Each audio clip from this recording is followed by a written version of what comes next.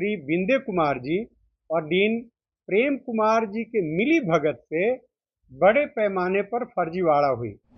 Patna AIIMS में creamy layer के रहते भर में नॉन क्रीमी लेयर के जगह पे इन लोगों का अपॉइंटमेंट हुआ कि जब तक ये लोग अपने पद पे रहेंगे तो सही रूप से जांच नहीं हो सकता है। ये इस फर्जीवाड़े का जो उजागर होना चाहिए नहीं हो पाएगा। कि अगर बिहार सरकार नहीं करती है तो बाध्य होकर के मुझे कोर्ट का शरण लेना पड़ेगा। Doctor Satyendra Kumar, advocate, Patna high court, और मेरे साथ बैठे हुए हैं आज के इस प्रेस वार्ता में आरटीआई एक्टिविस्ट श्री अरुण कुमार पाठक जी। आपको विदित है कि पटना एम्स में फर्जी तरीके से विभिन्न पदों पर अपॉइंटमेंट हुई थी। इस सिलसिले में आप लोगों ने खबर दी भी है। आगे की खबर को लोगों तक पहुंचाने के लिए आपसे हम आज इस संवाद में हैं। मित्रों, पटना एम्स में उसके director Shri GK. Pal ji, paediatric surgery के हेड श्री विंदे कुमार जी और डीन प्रेम कुमार जी के मिली भगत से बड़े पैमाने पर फर्जीवाड़ा हुई। प्रेम कुमार जी के पुत्र वहां असिस्टेंट प्रोफेसर के रूप में कुमार सिद्धार्थ का अपॉइंटमेंट हुआ और विंदे कुमार के पुत्र का ये ट्यूटर डिमोन्स्ट्रेटर के रूप में जनरल अपॉइंटमेंट हुआ। श्री जी.के. पाल जी के पुत्र और पुत्री का गोरखपुर एम्स में फर्जी सर्टिफिकेट के आधार पर सीनियर रेजिडेंस के रूप में अपॉइंटमेंट हुआ। अब देखिए कहानी क्या है। रिजर्वेशन की व्यवस्था है इस देश में। बैकवर्ड के लिए रिजर्वेशन है, 10% ईडब्ल्यूएस वालों के लिए रिजर्वेशन है। रिजर्वेशन में क्रीमी लेयर भी है। तो क्रीमी लेयर में जो लोग आते हैं उनको रिजर्वेशन का फायदा नहीं मिलनी चाहिए। नॉन क्रीमी लेयर वालों के लिए रिजर्वेशन है। पटना एम्स में क्रीमी लेयर के रहते भर में नॉन क्रीमी लेयर के जगह पे इन लोगों का अपॉइंटमेंट हुआ।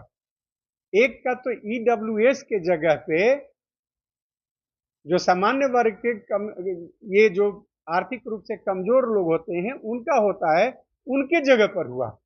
और इस जगह की इस तरह की धांधली हुई। जब मैंने कंप्लेन किया उस पे सीबीआई के द्वारा कार्रवाई हुई, प्रारंभिक जांच की गई उनके सर्टिफिकेट्स की और ये पाई गई कि नहीं, ये फर्जी सर्टिफिकेट इन लोगों ने बनाया है। इस आधार पे उनके खिलाफ एफआईआर दर्ज हुआ। अब मजेदार बात यह है कि चूंकि एम्स सेंट्रल गवर्नमेंट के जिम्मे आती है इसलिए सीबीआई तो वहां इंक्वायरी की। वर्तमान समय में आईजीआईएमएस के डायरेक्टर, उस समय के पेडियाट्रिक्स के हेड, पेडियाट्रिक सर्जरी के हेड एम्स के, आज आईजीएमएस के डायरेक्टर हैं और बिहार स्वास्थ्य विज्ञान विश्वविद्यालय के वाइस चांसलर भी हैं, प्रभारी वाइस चांसलर हैं, जिसके चांसलर बिहार के मुख्यमंत्री महोदय हैं। ऐसी स्थिति में मैं समझता हूं कि जब तक ये लोग अपने पद पे रहेंगे तो सही रूप से जांच नहीं हो सकता है। ये इस फर्जीवाड़े का जो उजागर होना चाहिए नहीं हो पाएगा। इसलिए मैं बिहार सरकार से ये आग्रह करता हूं कि आप बिहार सरकार स्वयं से सीबीआई को ये रेफर करे कि इस पूरे घटना की जांच करवाई जाए और ये भी जांच करवाई जाए कि एम्स के लिए ही केवल की विभिन्न अपॉइंटमेंट में पटना आईजीएमएस में भी इनका कोई भूमिका है।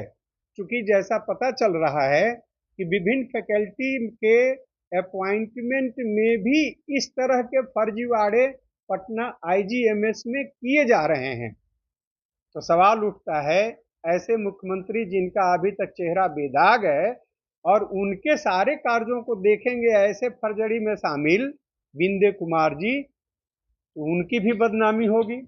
इसलिए आज प्रेस वार्ता का ये मकसद है कि बिहार सरकार इसको रिकमेंड करे। एक बात और मैं कहना चाहूँगा कि अगर बिहार सरकार नहीं करती है तो बाध्य होकर के मुझे कोर्ट का शरण लेना पड़ेगा। रीट के रूप में अंत में हम पटना हाई कोर्ट में जाएंगे और सीबीआई इंक्वायरी की मांग करेंगे। वहां से रीट के माध्यम से आदेश लेंगे और इनके खिलाफ ये मुकम्मल जांच हो, क्योंकि देखने से ही प्राइमा फेसी ये लगता है कि बहुत ही गंभीर मामला है और बिहार सरकार के कर्मचारी वगैरह ये डॉक्यूमेंट्स वगैरह दे नहीं पाएंगे, क्योंकि इसमें एसडीओ बिहार सरकार के प्रशासन का भी है, एसडीओ की भी संलिप्तता है। ये क्रीमी लेयर में लोग आते हैं और उन्होंने नॉन क्रीमी लेयर का सर्टिफिकेट बना दिया। तो नेचुरल है उन ऑफिसों का भी जांच होना चाहिए, पैसे ले करके बनाए गए कि किसी प्रेशर में बनाए गए। तो जब तक ये लोग पद पर रहेंगे तो प्रेशर देंगे। जैसा कि मुझे मालूम है कि ये लोग अपने ऑफिस में बुलाए सीईओ को और सीईओ इनके ऑफिस में आके बना दिए। लोगों को जाना पड़ता है उनके ऑफिस में, चक्कर लगाना पड़ता है और इनके यहाँ इनका इतना प्रभाव है कि इनके यहाँ वो लोग आए। ऐसे परिस्थिति में जरूरी है कि सीबीआई जैसे जिसका देश के लोगों का जिस पर भरोसा है वैसे ऑर्गेनाइजेशन इनकी जांच करे कुकृत्यों की। सिर्फ स्वास्थ्य मंत्री का नहीं बल्कि जो एसीएस होते हैं जिनके जिम्मे स्वास्थ्य विभाग है उनकी भी संलिप्तता है। और डायरेक्ट वो अस्थाई गवर्नमेंट है, मंत्री तो अस्थाई रहते हैं, आते जाते हैं। जैसे बिंदे कुमार जी जब यहाँ के स्वास्थ्य मंत्री तेजस्वी प्रसाद थे तब डायरेक्टर बनाए गए थे, और आज स्वास्थ्य मंत्री जब मंगल पांडे जी हैं तब ये वाइस चांसलर बनाए गए, और एसीएस की भी उसमें भूमिका है। मैंने दिसंबर में सीबीआई के संज्ञान में आई सीबीआई ने जांच शुरू कर दिया दिसंबर 2024 में, और 4 जुलाई 2025 को वाइस चांसलर के रूप में इनकी नियुक्ति हुई है। तब तक सारे जांच परख हो चुकी थी। ये एफआईआर होने के स्टेज में सीबीआई में था। इन लोगों को जानकारी थी क्योंकि बिहार सरकार में ये फर्जी तरीके से हुआ, ये पहले भी आप लोगों ने उजागर किया था, तो ये सबकी जानकारी थी। लेकिन देखिए इनकी इतनी पहुंच है, पकड़ है कि ये सब होने के बावजूद भी उन लोगों ने अपॉइंट किया। तो संलिप्तता तो कहीं न कहीं है, इनके प्रभाव का असर है। पैनोरमा ग्रुप, जो सोचता है वो करता है। ये लो मुंह मीठा करो, आज मैंने अपना जॉब छोड़ दिया, अब हम पूर्णिया वापस जाएंगे। जॉब छोड़ दिया है? मतलब ये घर कैसे चलेगा? हम करेंगे क्या? और माँ बाबूजी क्या बोलेंगे? इसलिए मैं एक और मिठाई का डब्बा लाया। अपने बिजनेस के लिए लोन अप्रूव हो गया। अरे लोन अप्रूव हो गया वो तो ठीक है, लेकिन पूर्णिया में हम रहेंगे कहाँ? अपना घर भी तो नहीं है वहाँ। इसलिए तो एक और मिठाई का डब्बा अलग से लाया हूँ। हमने पूर्णिया में घर ले लिया है, पूर्णिया के ई होम्स पैनोरमा में। पूर्णिया में पैनोरमा ग्रुप लेकर आए हैं ई होम्स पैनोरमा। बड़ा घर, आलीशान जिंदगी और अत्याधुनिक सुविधाओं के संग। अरे अब क्यों मुंह मीठा करवा रही हो? क्योंकि हम घर वापसी जो कर रहे हैं।